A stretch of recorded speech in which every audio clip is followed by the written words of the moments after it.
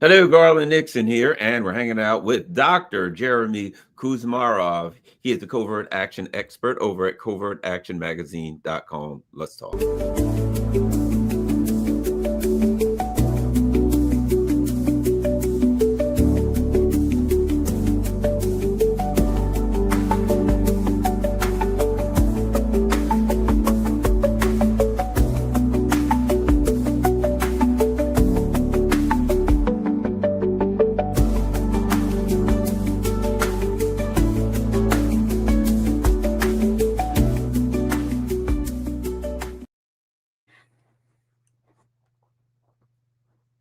Garland here, and as you're probably familiar with, if you've been watching this show, our weekly foray into all things spookery related to spookery.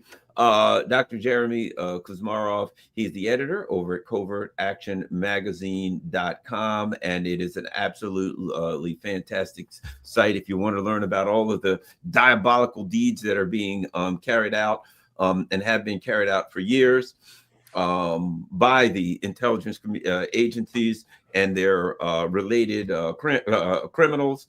Covertactionmagazine.com is the place to go. Jeremy, I understand you also have what is it? There's a podcast or something, or a YouTube show or something? Yes, Uncontrolled Opposition. It's on the Pasta to Go network. It airs live on YouTube at 11 a.m. Eastern Time on Thursdays, and on WBII Radio at 6 a.m. on Fridays, and the Progressive Radio Network at 1 p.m. On Tuesdays.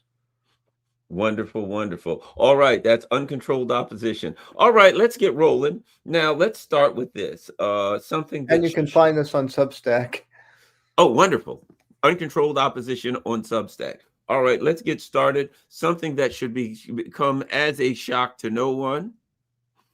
Here we go.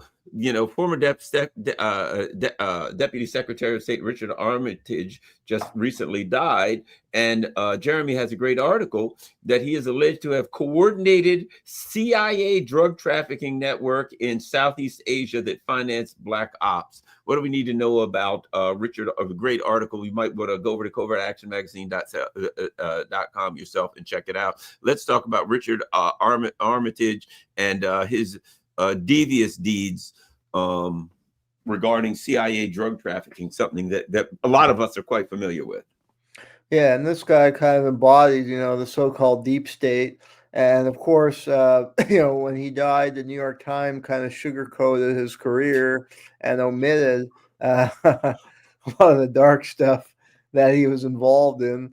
And Daniel Sheehan is an attorney who's still going strong. He's been around for a long time now, investigating the CIA, and he had filed an affidavit with the Christic Institute against Armitage, based on revelation of two CIA officers, Carl Jenkins and Gene Wheaton, testified that Armitage was an important figure in a drug trafficking operation that started in the Indochina War, at the end of the Indochina War, because Armitage was a high-level State Department official working with intelligence agencies who was fluent in Vietnamese, and he was tied in with a network led by CIA agent Theodore Shackley, who was the head of the CIA station chief in Vientiane, Laos, that ran a CIA secret war in Laos to fight the communist Pathet Lao that was funded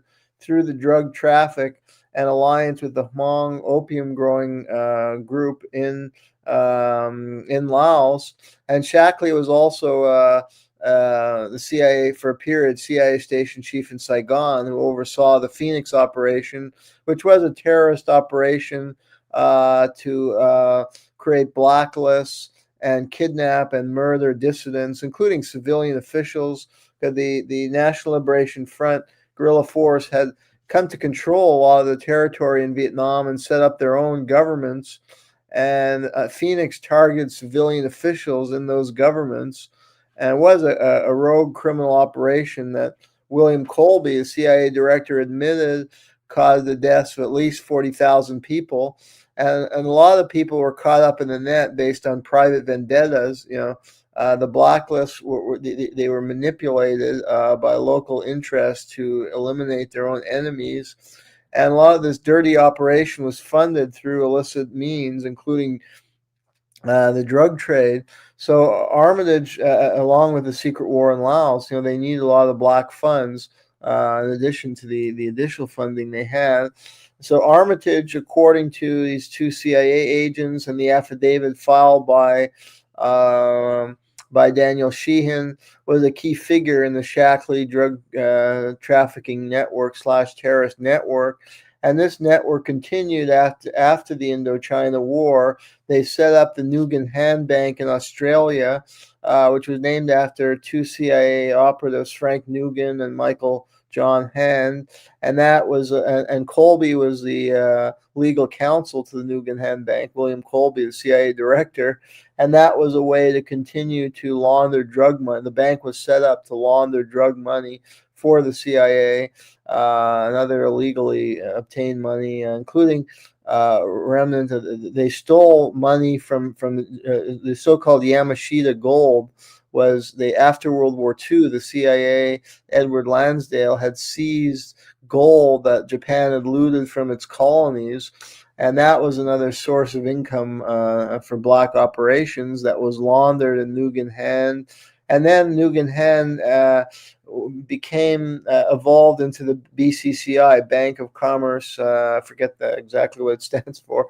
BCCI was another CIA money laundering front. After Nugan Hand Bank closed down, as Frank Nugan committed suicide, and it was some of its corrupt practices were exposed. Anyway, Armitage was a key figure in all this, according to various sources. And he was he was set up with a high level position at the U.S. Embassy in Bangkok at the end of the Indochina War, and he served there for several years. And it's believed that was a front for continued, money laundering, and a front for his work with the Shackley Covert Network, which continued after the end of the Indochina War to fund black operations. I mean, one thing, Thailand was crucial for the Hmong, the CIA's drug opium trafficking army that had been used. They were used as cannon fodder to fight the Pathet Lao. They were resettled in Thailand after they lost. The Pathet Lao won, and they still rule Laos today. They won in 1975. So the Hmong had to flee the country, and Armitage was involved in resettling the Hmong in Thailand, and also probably organizing them to try and carry out sabotage operations into Laos, which continued for years thereafter. And their leader, Vang Pao, was ultimately arrested on terrorism charges in the early 2000s. And that appears to be a continued CIA operation to try and win back Laos, or at least destabilize the country, which had fallen under communist control. So those are the kind of black operation Armitage was involved in. And then he went to Iran, in the waning years of the Shah, and he was involved in more skullduggery there and went with the Shackley network. And then he became involved in the Iran-Contra affair. And, Shackley was head of the secret team that was involved in all these covert operations, and that were revealed with Iran-Contra, all kinds of illegal arms deals and drug smuggling and terrorist activity. So Armitage was at the center with Shackley and people like Richard Secord, Oliver North. And then he got, because of this, and George Bush Sr. was a key figure connected with Shackley and that network. And he was head of the Central Intelligence Agency, 1975, 76. And then, he became the vice president. They said he was the real power. Reagan was a kind of front man. He was the real power. And he empowered the CIA. He was the key figure in Iran-Contra. And he was involved in a lot of criminal activity himself. And Armitage was one of his guys. And that's why he got promoted. And he ended up as the number 2 man in the State Department in the early years of the War on Terror. And he was an ardent, neoconservative, and he was profiled in the book by James Mann, The Rise of the Vulcans, of these neocons who supported the war in Iraq and some of the terrible warmongering foreign policy we've discussed on this show. So he leaves an awful trail of criminal activity and violence and human suffering. And unfortunately, those are the kind of people who get promoted. Maybe he started as a decent guy, but he got, I don't know. They said his background, I think he was born in Massachusetts. He actually played football with Roger Staubach, the famous Wow. Dallas Cowboy quarterback. He was quite a good, if you look at pictures of him, I think he was a linebacker, very big guy, tough, strong guy, but he went rogue at some point, and unfortunately, those are the kind of people who gain power in our society. One of the things that's interesting you bring up is that this CIA organization started a bank, right? So that literally, hey, let's have a bank so that we can launder our drug money. And of course, that bank turned eventually into BCCI.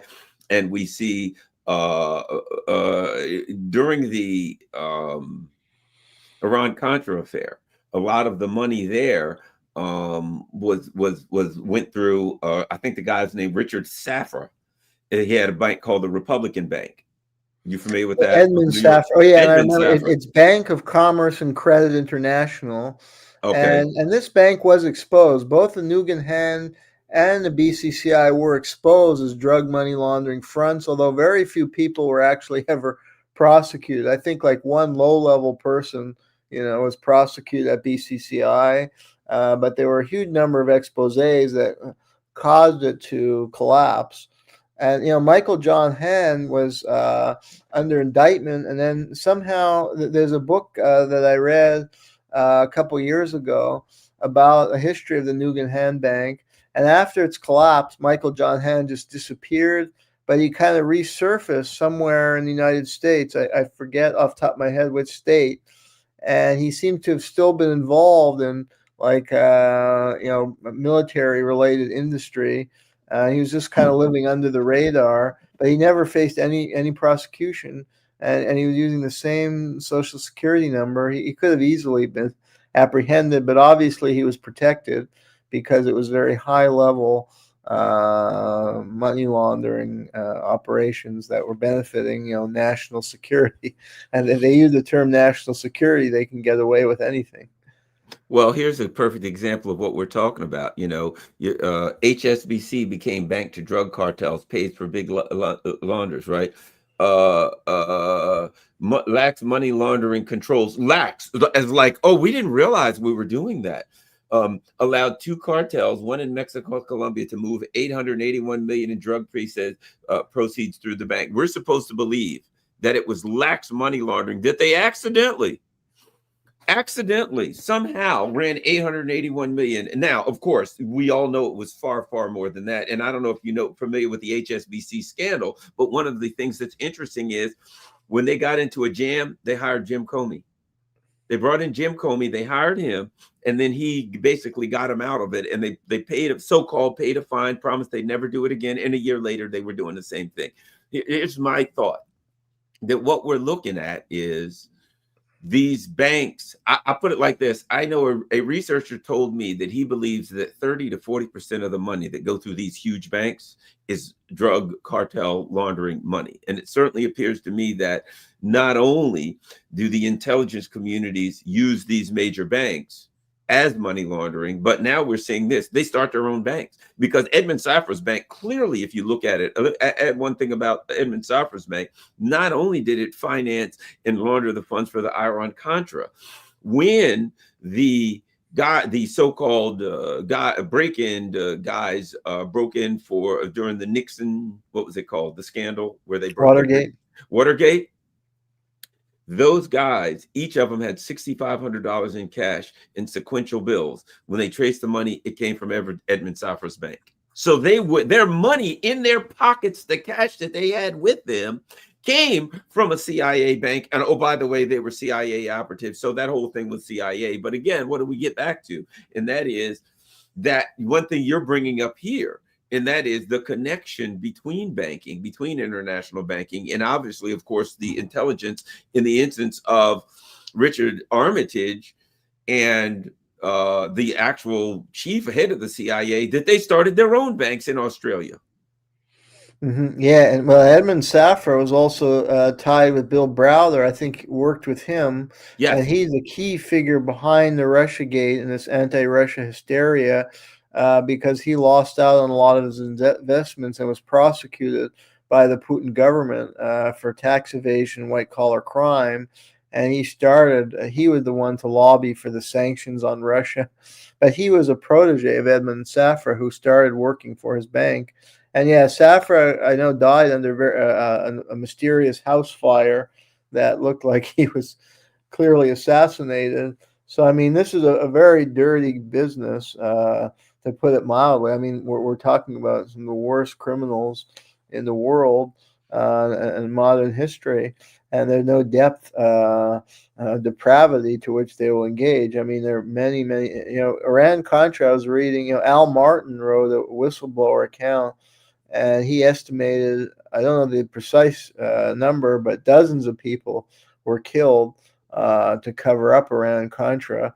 And one of the people killed was journalist Danny Casolaro, and he was actually on to the Armitage network. He had carried out interviews with Bo Gritz, because beside these two CIA agents came clean, Wheaton and Carl Jenkins. And then Kunsa was a Burmese warlord, and he talked about these drug smuggling network that the CIA was involved in, and highlighted Shackley and Armitage's role. And then Bo Gritz was this American adventurer who was trying to recapture American POWs, and he got wind of the corruption in the drug trade, and he spoke out about that, along with Lance Trimmer, was a California-based private investigator.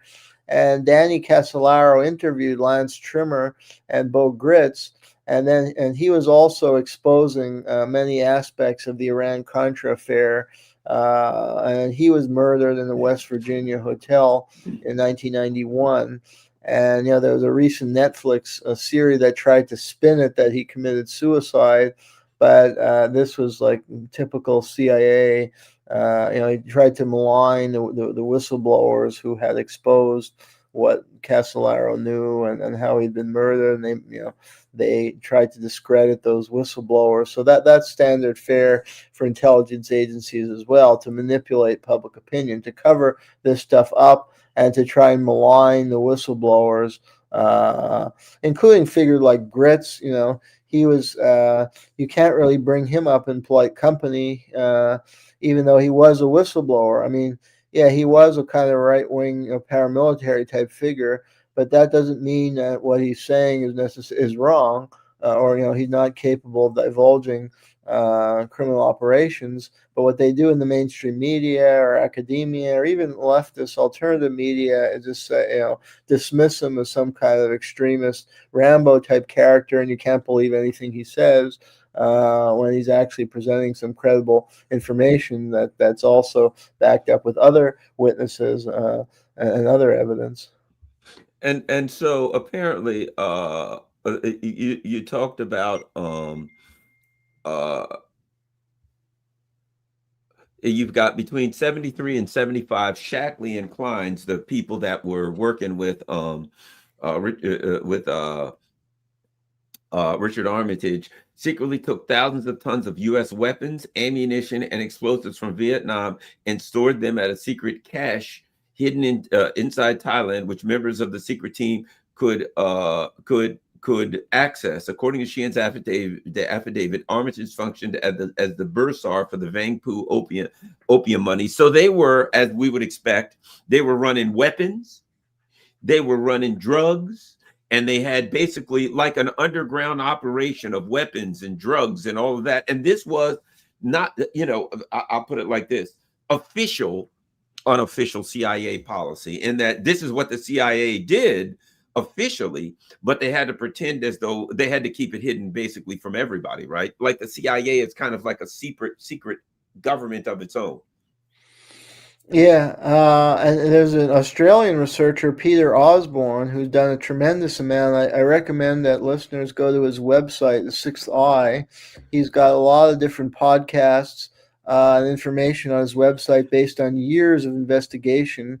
Because he had his own, he had a technology company. He was trying to provide healthcare services online well before this was standard practice during COVID, and the CIA stole his company from him because he had certain computer software that they wanted, and that prompted his investigation into these dirty networks. And he's done a remarkable job to illuminate them and to build off the legacy of Danny Casolaro, who was an amazing journalist who was murdered for doing incredible investigative journalistic work to expose these criminal networks.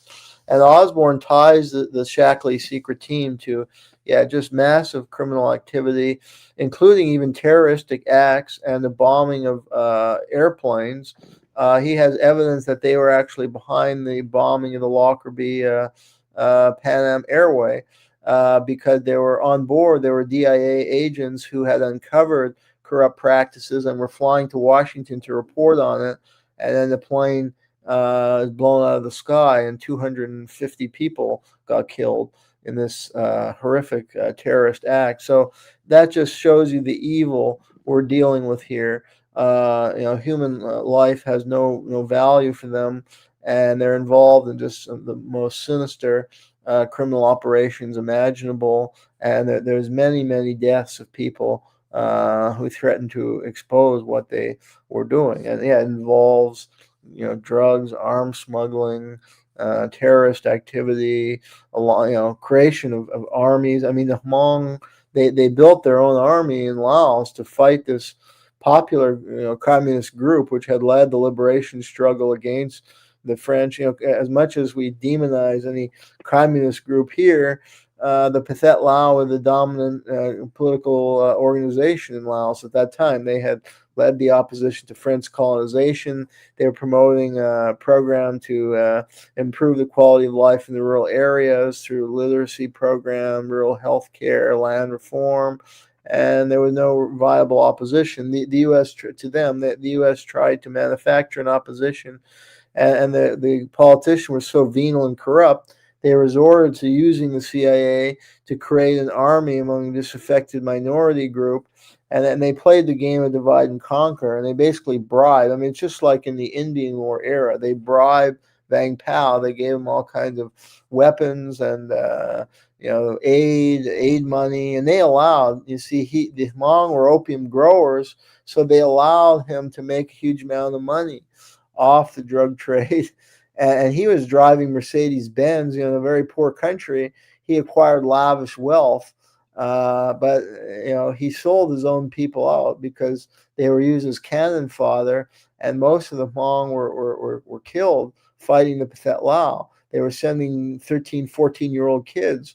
And imagine they're violating every form of law. I mean, they're using child soldiers. And that was the beginning of this huge drug network because they oversaw the drug trafficking network of Vang Pao, and that's how they were funding this massive operation, massive secret war. And then they continued after the war, and that's why they set up these banks to be able to launder the money. And there have been other banks, like the CIA was expert in money laundering. A key figure in CIA money laundering was Paul Hellawell, who set up the Castle Bank in the Bahamas as a CIA money laundering operation, I think in the 1950s. And a lot of wealthy people started offshoring their money in the Castle Bank. So the Nugan Hand Bank wasn't the first, but yeah, there is that pattern where the CIA sets up their banks, and that's how they carry out these activities. Well, I had a guy tell me he was working for the Senate Foreign Relations Committee, and I might have told you the story in Afghanistan. And he stopped to interview this opium farmer that had a giant opium farm.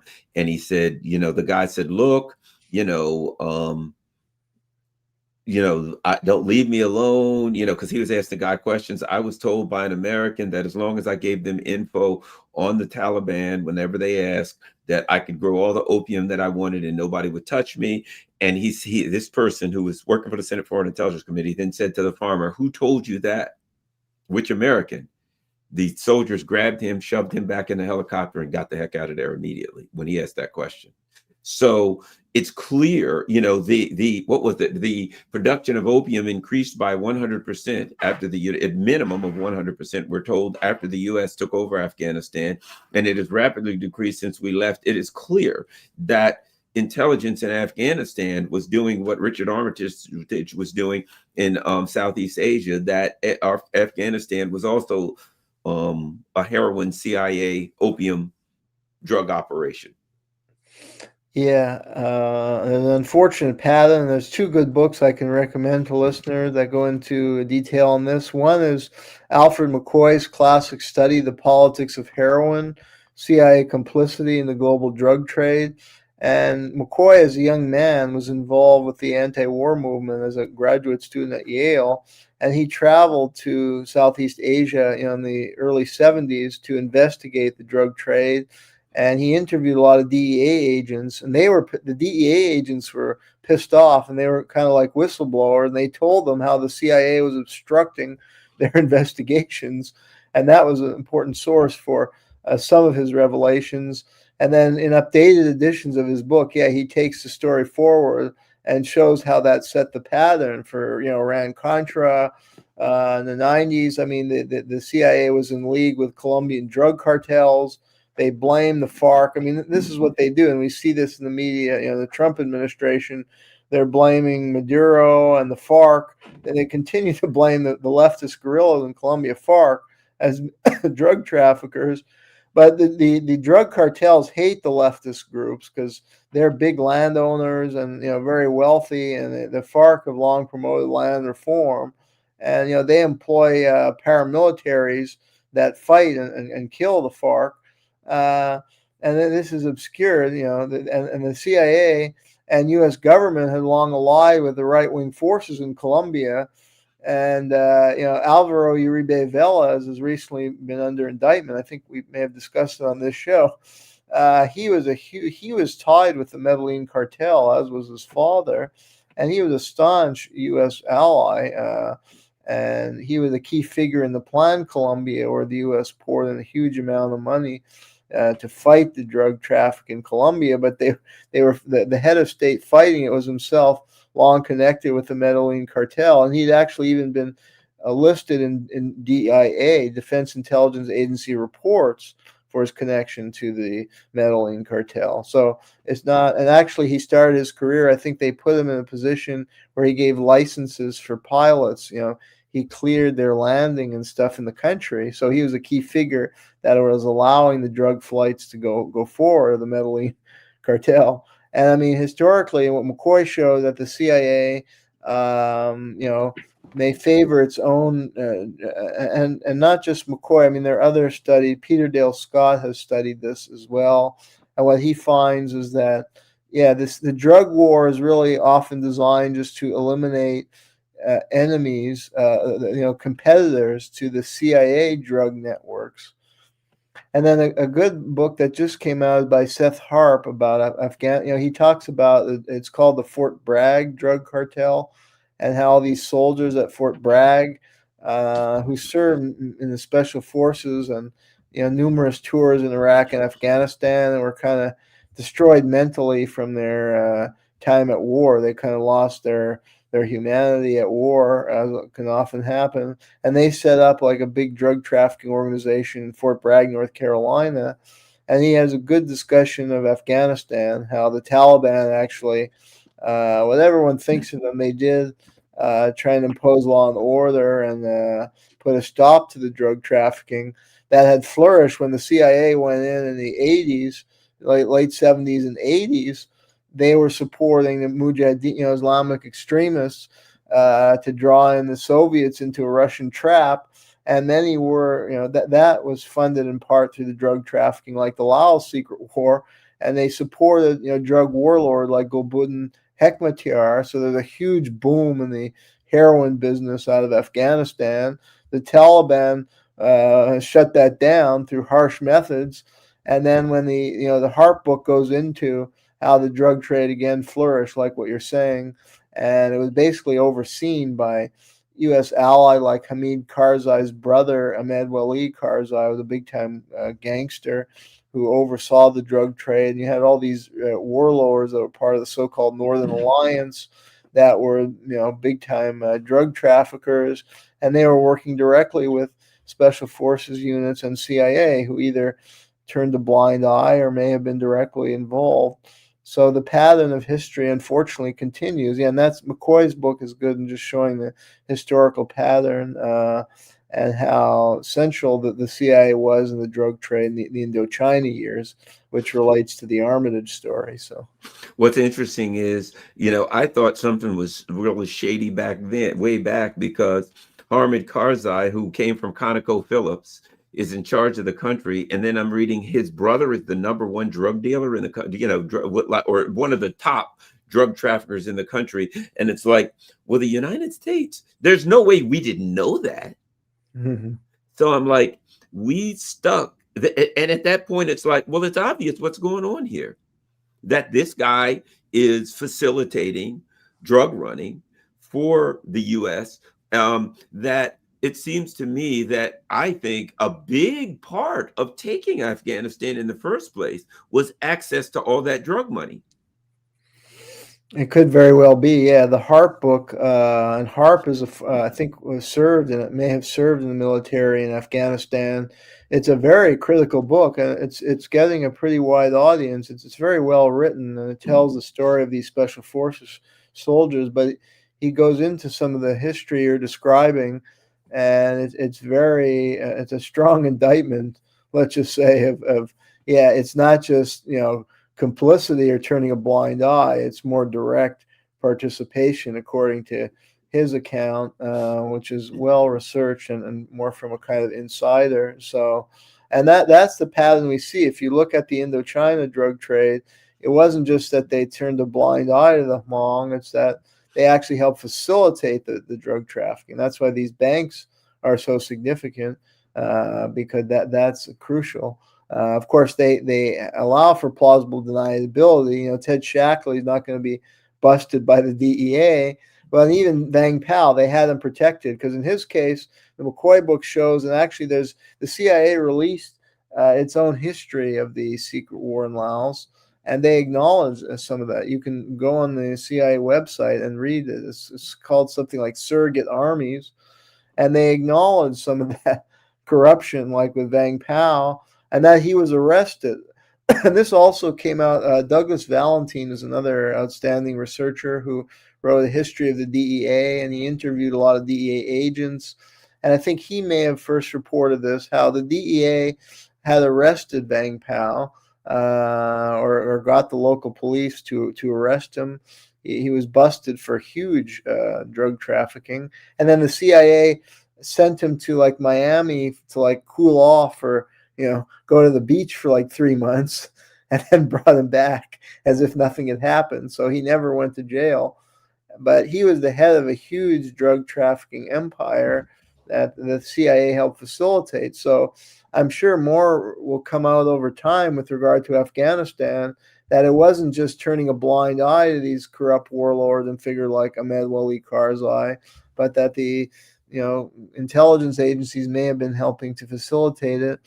And the reason is drugs is money. I mean, that is a huge source of revenue, and wars are exceedingly costly. And intelligence agencies need hidden sources of cash, because the only way they survive is they have to have a lot of cash to pay off informants. And so how do you get that cash? It's usually through illicit means. I mean, they have budgets, but it's not enough, and they need quick sources of cash, and that can be obtained only in a few ways, and the drug trade is the most effective way. And we're dealing with huge amounts of money. So really, control over the drug trade is about power. I mean, it's like oil. You have to control the oil, and you have to control the drug trade if you want to have power. That's the bottom line. And this is a power game. Here's It's a not a perfect morality game. It's a power game. Here's a perfect example, and that is, let me close this off. U.S. blocks records on Nigerian president's alleged drug ties, right? And if you look at that, you can see over and over. Uh, our Tinubu presidency on U.S. drug allegations, Bola Tinubu, Chicago case, Tinubu's alleged drug case. Okay, 33-year anniversary of Tinubu's U.S. drug account. So the United States facilitates a guy who becomes the president of Nigeria, but the guy was living in Chicago and he was a big drug kingpin. So he's a drug kingpin, and then he goes back to Nigeria and becomes the president of Nigeria. And then the U.S. starts blocking the records and blocking everything and shutting everything down about his drug record. It makes it clear to me, and I do know that Nigeria is one of the places where there's a lot of heroin and various other organized crime run through. So it makes sense that they would want this guy in power. That's like, this is what they do. Absolutely, yeah. Unfortunately, that is the reality of world power politics.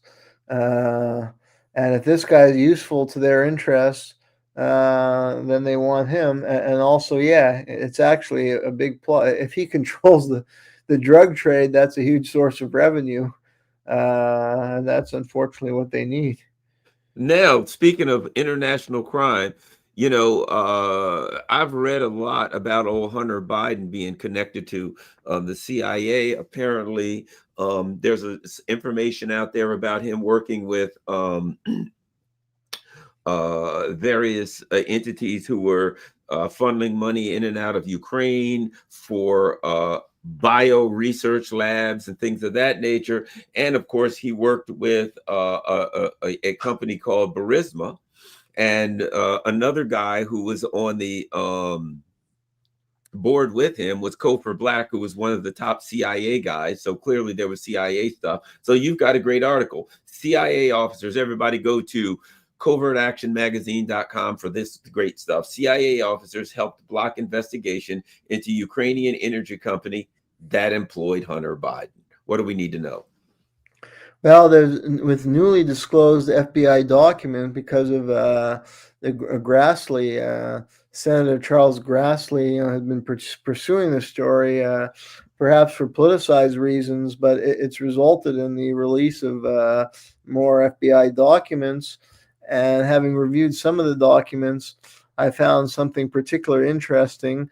Was that one of the documents reveals a report by an informant to the FBI that two CIA officers went with the head of Burisma, Mykola Zlochevsky, to the Ukrainian prosecutor, Yuri Lutsenko, and met with him and basically urged him, and who knows what methods of persuasion they used. That's not discussed in the report, but they encouraged him and to not pursue any criminal investigation of Burisma. And there was some kind of deal that was struck that Zlochevsky would pay a small fine of a few $1,000,000, and that the investigation would end because there had been a criminal probe into Burisma and some of its corrupt practices. Now, Joe Biden went on record saying that he blackmailed the then Ukrainian president, Petro Poroshenko, to fire the attorney general of Ukraine at that time, Viktor Shokin, who was pursuing investigation into Burisma and all kinds of corrupt practices that was involved in. And so Shokin was fired, replaced by this kind of patsy Lutsenko, and then the CIA visits him. And it's more like the mafia visiting him and telling him, if the mafia is going to come to your studio and tell you to do something, you're going to do it because you value your life and family. If I may add, this is an important fact. That at the time, this guy, I think it was Viktor Shokin, was the attorney general of Ukraine, right? and he was investigating this company that Hunter Biden was on. So Biden basically blackmails the country of Ukraine into firing this guy who's investigating his son's company. So they fire the attorney general. They hire this new guy. That was Lutsenko, right? That they hired. Correct. Yes, and They he now didn't keep even in have a mind. law degree. He's the Yeah, I was about to top say prosecutor in the country, and he doesn't have a law degree. that's the important thing. Kind of The banana RADA, which republic is is that? It's supposed the to be this great democracy. the RADA, the Ukrainian Congress, effectively Parliament, whatever you want to call it, had to change the law in Ukraine to put Lutsenko in office because the law said you had to be a lawyer, you had to have a law degree. So Joe Biden and the CIA come in, they get basically the attorney general fired, and they replace him with a guy. Now this is their so-called, effectively attorney general. They replace him with a guy that's not even a lawyer. So now the AG, basically the attorney general of the country, doesn't even have a law degree. He's not a lawyer, but he immediately drops the case against Hunter Biden's company. After he was visited by these two CIA agents. Oh, what is it? What is it? Plato or plomo? The what is it? The silver or the lead? As what Pablo Escobar would say, when they offered you a bribe, take the silver or the lead. They Yeah, made him an exactly. offer he couldn't refuse. Exactly. We've all seen those movies. So, and then Wow. yeah, I mean, this was clearly why was the CIA there? And the more you look into it, this look as all the appearances of a CIA front operation because although Zlochevsky was the titular head of Burisma, John Helmer is a Australian journalist living in Moscow who's an outstanding investigative journalist.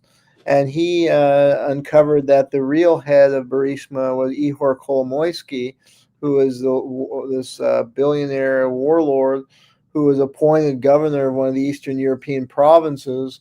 And he was the sugar daddy of Volodymyr Zelensky when he first came to office.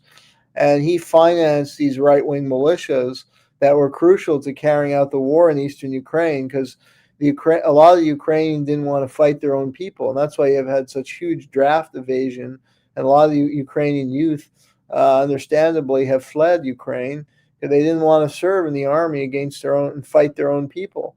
So they had to privately finance these right-wing militias that were led by the hardline, neo-Nazis who hated the Russians or any Russian speakers, which they're mostly Russian speakers in eastern Ukraine.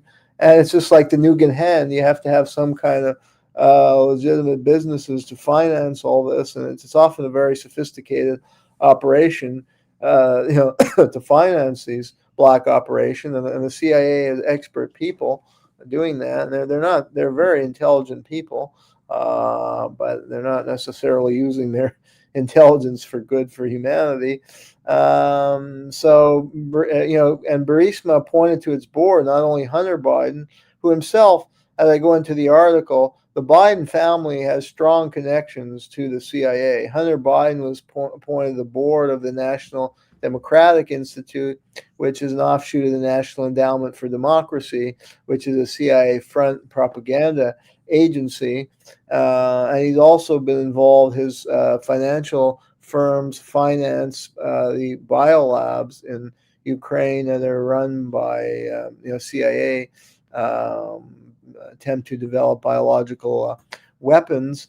And then Burisma also appointed to its board Joseph Kofer Black, who was the number 3 man at the CIA during the early phases of the War on Terror, and also became a liaison between the CIA and what was then called Blackwater. So this has CIA written all over it. And I quote in the article Mike Benz, was a former State Department official, and he explained some of the reasons. I think a key reason was to finance these right-wing militias and Azov battalion to carry the war forward against eastern Ukraine. And another motive was as part of an operation to undercut Russian oil and gas industry in Ukraine and in the region. So that was, I think, the purpose of the covert operation involving Burisma. and perhaps it was tied with the covert financing of biolabs. Maybe more will come out over time about that. Given Hunter Biden and his investment firm Rosemont Seneca, for instance, invested in a company Metabiota that got major Pentagon contracts for operating biolabs in Ukraine. And we don't exactly know, Victoria and Nuland claimed that they admitted to the existence of these biolab, though claimed it was for defensive purposes to be able to guard against bioweapon attacks. But we know, and we discussed on this show, the history going back to the Fort Detrick facility and the aftermath of World War II, how the U.S. developed an offensive, bioweapon and germ warfare program after World War II, and this may be continuing. And it was always the CIA that was involved in running that program. Back in the day, it was run by Sidney Gottlieb, the CIA Dr. Death, and Dr. Frank Olson. He got murdered because he threatened to be a whistleblower, particularly when they used offensive bioweapon in the Korean War. And who knows what they're planning today. And some believe that COVID-19 was a bioweapon that may have been manufactured in some of those Ukrainian labs. We do know that COVID was artificially engineered. The bat leak story broke down. That was proven to be false, that it came from a bat. I think it's now acknowledged by the FBI and CIA that it was produced in a lab. So that creates questions of what was its purpose, and was it a bioweapon? And that's an open question. I don't know for sure exactly what went on there, but there are a lot of question marks and legitimate suspicions about that. There's another guy. I don't know if you've heard of him, but and I'm going to give you his info. I'm bringing it up right now. The guy who I believe was behind the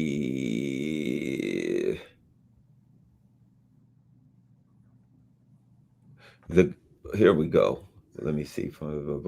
Okay, there's a guy named Amos Hochstein. Amos Hochstein has been like he was Biden's he was Joe Biden's, and this is why I bring it up. He was, I'll give you three things on Amos Hochstein, right? Let's start here. We'll go backwards. Okay. This is the first one. Who is the ex-Israeli soldier serving as Biden's Lebanon envoy? Amos Hochstein, an Israeli military veteran, is a U.S. official who reportedly gave the green light to Netanyahu. So we see that Amos Hochstein was involved in all this kind of stuff, particularly involving gas and things like that, in working for the Biden administration in the Middle East, right? But let's go backwards on Amos Hochstein a little bit more, and we'll go back to Ukraine, and you'll see why it's relevant. Ex-U.S. diplomat steps down from NAFTA board, citing Ukrainian corruption concerns. Boom, there's Amos Hochstein. What do we know about Amos Hochstein? When Cofer Black and Hunter Biden went to Ukraine to, quote, work for Burisma and get all of their money, Amos Hochstein at that time was working with the State Department for the Obama administration. He quit his job working for the State Department and then immediately took a job working for NAFTA. What is NAFTA? It's the official Ukrainian gas company. It is the government-owned gas company in Ukraine. So here's a guy who quits his job in the U.S. State Department, goes to Ukraine, joins their board where he does nothing, and gets a fortune doing it, right? So just to show you how much dirt was going on in Ukraine, let's do one more with good old Amos Hochstein. What else did Amos Hochstein do?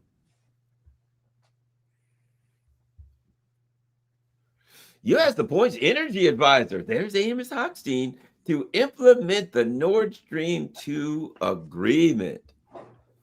Blah, blah, blah, has appointed former diplomat Amos Hochstein as senior advisor on energy security and with a focus on measures to reduce the risk posed by the German-Russian Nord Stream pipeline. He was the guy who was then chosen. Now, here's a guy who worked in, now, former IDF soldier who worked in Ukraine, who was on a board, just like Covert Black, just like Hunter Biden. He goes there and takes a fortune to work with that. And then they assign him to work on his job, if you read that, was to stop Nord Stream. And then Nord Stream gets blown up, which I say Hunter, he was one of the key figures behind blowing up Nord Stream. And then, of course, after that's done, they send him to Israel. If you remember, there was discussion about all of these gas fields off the coast of Gaza. And the Yes. Israelis wanted it, and also off the coast of Lebanon, and the Israelis wanted to access that too.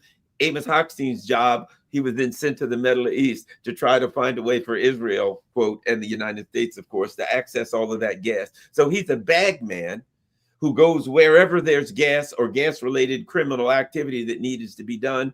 There's Amos Hochstein. Yeah, and we actually, on the Uncontrolled Opposition show yesterday, we had an outstanding guest named Charlotte Dennett, who's an expert on oil pipelines. And actually, her father was the CIA's top man in the Middle East before he died in a suspicious plane crash. And he was helping to develop oil pipelines out of Saudi Arabia. Anyway, you know, she has a very excellent understanding of the role that oil plays in world politics and how it's really central. Most wars are resource wars. And she referred to Ukraine yesterday as the kind of mother of all resource wars. And you know, it's really a war for oil and gas. And that's why Burisma is so central to the whole conflict, because it's really an attempt to undercut. And also, yeah, it relates to what we're describing about drug trafficking as well, because it's all about controlling the oil and controlling the drugs, and because money is power, and that's the reality of the world. You know, Ukraine is rich in gas, in oil and gas. It's got huge untapped oil and gas resources, and you know, the U.S. is looking away to weaken the Russian. I mean, Russia's main card in the great game, so to speak, is its oil and other natural resources, but especially oil. So if they can weaken, undercut the Russian oil industry, isolate Russia from the rest of Europe, and take over control of the supply of oil and gas to Europe, then they win the great game. And so Ukraine is crucial for that, and Burisma is crucial as an oil and gas company. That's kind of their proxy, to use that to try and control the oil supply, you know, tap Ukraine reserves, because they're huge reserves in the Donbass, and to develop oil pipelines so that they can supply Europe with it. So, yeah, this Burisma story is a huge story, and it's more than meets the eye. You know, much of the reporting is not looking at the bigger picture. Yeah, absolutely. And where is our uh the last thing I wanted to say about that story? Oh yeah, we'll just finish this up because we're just about out of time. But you bring up Kofar Black and his deep state spook history. You know, a guy who goes to Ukraine, a guy who gets on a board of directors for a gas a company in Ukraine, and we're starting to see Hunter Biden did it. Why is it that they tamped down Hunter Biden and they had to destroy the Hunter Biden? They had to get, you know, they would not allow access to the Hunter Biden laptop to this date. It wasn't just, in my opinion, because Hunter Biden, it would have hurt Joe. It wasn't just because it would have hurt Joe Biden's election chances. Certainly that's part of it. But because Hunter Biden was connected to intelligence and all of these other people who were doing their dirt in Ukraine, I'm sure there was just evidence in there that they could never allow to get out. Probably, yeah. It would probably expose a covert CIA, a major, massive covert CIA operations involving who knows how many people, including probably some very prominent people.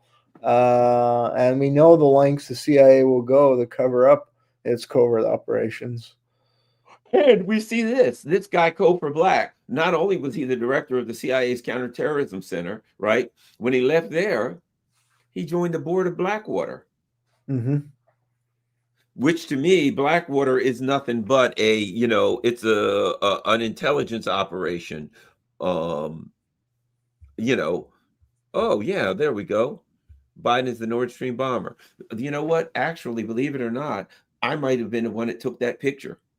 I took that picture. I think that's my picture. It was all over the net. I took the picture. But that was my picture because we were at the same rally. I remember you were a speaker, and I was covering the rally for Covert Action. So I took photos all around the rally. Okay. Because I took that picture then that's one of the, then it must have, a lot of people must have, because I took pictures like of that sign. Because I got a hat, Biden is bomb Nord Stream. I took pictures of that sign and I sent them, and they were all over. The internet. Everybody was putting that everywhere. So yeah. So, but yeah, I guess there was a lot of people taking that picture. But the thing you bring up is that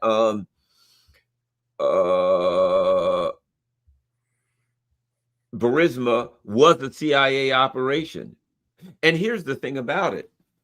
Knowing that the CIA was in Ukraine for many, many years, Burisma as a CIA operation, it's not like it started in 2014. It could have very well been a CIA operation for many, many years. Absolutely. I think from the time of the fall of the Soviet Union, Victoria Nuland admitted to a $5 billion U.S. government investment to try and pry Ukraine away from the Russian orbit into the Western orbit, and to kind of use Ukraine as a platform for destabilizing Russia. I mean, there are various strategic motives behind that, including accessing its rich oil and gas resources. So yeah, I think we should look at this as a larger project that started with the collapse of the Soviet Union and Ukrainian independence. And the coup is, of course, a major fate. The 2014 February coup allowed for a huge expansion of U.S. operation and the U.S. presence in Ukraine. The last thing I'll touch base on, and this is important that you have in here, you've got, in addition to all this, the CIA appears to use Burisma as a cover for its biological weapons program in Ukraine. Hunter was the founder of the investment firm Rosemont Seneca, which invested $500,000 in the pathogen research company Metabiota and raised millions for it from firms that included Goldman Sachs. According to leaked emails, Biden forged an agreement between Metabiota and Burisma for a, quote, science project involving biosecurity labs in Ukraine. And so that's the other part of it, of Hunter Biden with the Hunter Biden laptop, why all that Hunter Biden stuff had to be tamped down at such a high level, and why they went out of their way and violated all kind of laws to shut it down, because Hunter Biden's company was in the midst of that, the whole money running on bioweapons programs, which could lead you straight to COVID. That's right. Yeah. And what kind of science project that was, who knows? But, and we've discussed on the show how the CIA ran the biolabs in the United States at the Fort Detrick, Maryland, was where the heart of the U.S. biowarfare program. But that was shut down by the Nixon administration officially in 1970. So they had to look for other locations. How convenient to place it in a country like Ukraine, where they can continue this program forward, developing biological weapons to be used in war, and that included things like disease. They were germinating diseases at Fort Detrick, Maryland, and they deployed those diseases in the Korean War. For a decade, the CIA sought to deny that they had adopted germ warfare in Korea, and they claimed that 21 pilots who had admitted to it, that they said they had been brainwashed by the Chinese under captivity. But then, in the last 5 years, the CIA unwittingly released some documents that acknowledged that they used the germ warfare in Korea, because these were documents in which the CIA was reporting on public health initiatives undertaken by the Chinese and North Koreans to deal with the disease outbreaks caused by the germ warfare attacks. So these documents, that there was a mistake, that they declassified them by mistake, and that actually exposed that CIA operation, which they had denied for decades, and they tried to smear authors and anyone who had alleged that they were doing that. So, I mean, look, if you lie once, you lose any credibility. And they were caught in the lie, of course, one of many, many, many lies. And we know they've been developing bioweapons for decades. So are we to believe Victoria? Now, Victoria Nuland admitted that they have those biolabs in Ukraine, but her claim was that, well, it's to defend against bioweapon attacks. But again, we know that they're liars, and we know that they've developed offensive bioweapons going back to the Korean War era, and that they've used them in wars. So why wouldn't we believe that that COVID was part of that? And that other thing, we don't know what kind of diseases they're cultivating there, or bioweapons, but we know pretty sure that they are developing them, and they may use them on Russia, on Gaza. Who knows where they'll use them? On us. On us, They yeah. may have already. Exactly. When I think back the last few years, and it was like, oh, swine flu, bird flu. There was a flu a few years ago. This was somewhere around 2010, 11, 12, somewhere in there. And they were trying to get people to get vaccinated for it. Do you remember that? I don't remember. It was the I rhino remember flu, that. Yeah. swine flu, whatever. Because I was on doing a show with a bunch of guys, and we had a discussion about that. And at that time, I was very suspicious about it. And then you had SARS and MERS, which are seem to be the precursors to COVID. They were just like COVID. The only thing about the MERS, the Middle East one, was it was so deadly. The reason it didn't spread apparently was because it killed a lot of people, and it was so deadly. A really, really deadly disease won't spread because it kills people, and the symptoms become obvious before it starts to spread. But it certainly seemed to me that some of these things, as you know, I got this book bitten right here about the tick-borne diseases, that a number of diseases and illnesses that we were hit by in this country, we were never told, but they were effectively the same as COVID, in that they were either escaped or released from the government labs. Yeah, and I would recommend to listeners, there's a book by Key. If you're looking at the motive, why would they do this? Why would they unleash bioweapon on the American population or other allied countries? Kees Vanderpeel offers an explanation in his book. I forget the title, but he argued that basically Western governments, including the American government, lost any legitimacy. And there were huge protests in the years building up to the COVID pandemic. There were record level of protests, including and movements like the Yellow Vest movement, the Occupy Wall Street movement, all kinds of protests. And they realized they had crumbling legitimacy. So they unleashed this, he argues, for social control purposes. There was no, and to kind of, get people just, not gathering anymore, not interacting with each other, to isolate people so they couldn't protest government policy, and to disorient growing social movements, and then maybe to advance the, a growing techno totalitarianism and boost the fortune of big tech companies. So anyway, that could be a possible motive if this is in fact what occurred. And it's all for social control purposes. So it's all very, very nefarious stuff. And we need to demand more transparency at a minimum. We've been talking with Dr. Jeremy Kuzmarov. He is a historian. He is an expert on covert actions and intelligence actions and intelligence operations. CovertActionMagazine.com, exposing covert actions since 1978, founded by former CIA operative Phil Agee, and you can see all kinds of great articles. What dirty tricks does the grandson of former CIA Director William Kobe, a key man running foreign policy in the Trump administration, have in store? Who knew that William Kobe's grandson is a key man in the Trump administration? How about that? Trump It's prepares Eldridge Colby. That's a very good article about Eldridge Colby. Keep an eye on him because he's the crazy and super China hawk. yeah. exactly. There we got stuff about Africa. We've got CIA. Okay, plenty of stuff. Covert U.S. and U.K. propaganda was crucial to deadly regime change operation in Syria. What is this? The book my grandfather never wrote. Oh, that's a great article about he's a Portuguese writer, and his grandfather served with the Portuguese. No, he didn't serve.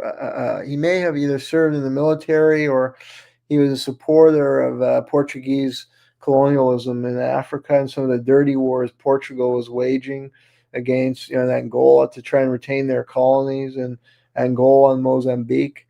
And yeah, he was kind of a fervent. So it's about his grandfather and those wars that Portuguese waged, and then the CIA picked up from Portugal and tried to support these extreme right wing when they realized the Portuguese would be overthrown, and the CIA actually supported, and U.S. government was supporting the Portuguese, even the Kennedy administration, because the U.S. had military bases in the Azores, and even Kennedy poured in a lot of money to the Salazar government as it was fighting these vicious colonial wars. And then when they finally got their independence, the CIA stepped in. Like in Angola, they armed a right-wing faction against the leftist MPLA. And the right-wing faction was led by this guy, Jonas Savimbi, who even the State Department characterized as a monster and who used child soldiers and committed horrendous atrocities. And in Mozambique, they supported Renamo, the right-wing terrorist group that carried out appalling atrocities as well. So it's another, and Kofor Black was in Angola. He started his career in that dirty war, CIA war in Angola. It's an ugly history. The U.S. really picked up from the colonial empires, and they framed it that they were anti-colonial, but really they had their own similar agenda of trying to exploit the resources of these countries and divide and rule and support right-wing factions that were not necessarily popular at all among the population, because the left-wing groups were the one trying to assert control over their natural resources, which had been stolen under the colonial era, and the U.S. wanted its corporations to move in and replace the Europeans in exploiting those resources. So that's what these dirty wars were all about, and Kofor Black was at the center of it then, just like he is in Ukraine now. You see these people, Amos Hochstein from Ukraine to Nord Stream, they use the same operatives for the same dirty deeds. Well, thank you very much, everybody. Go to covertactionmagazine.com, and it's been exposing covert action since 1978. Thank you very much, everybody. Look across the bottom. If you can afford it, buy me a coffee or Cash App or PayPal or something. Would be great if you can help the channel. I've got a P.O. box if you want to mail anything, letters, cards. People mail all kinds of stuff, or donations. That's up to you. The most important thing you can do is share this on all your social media platforms.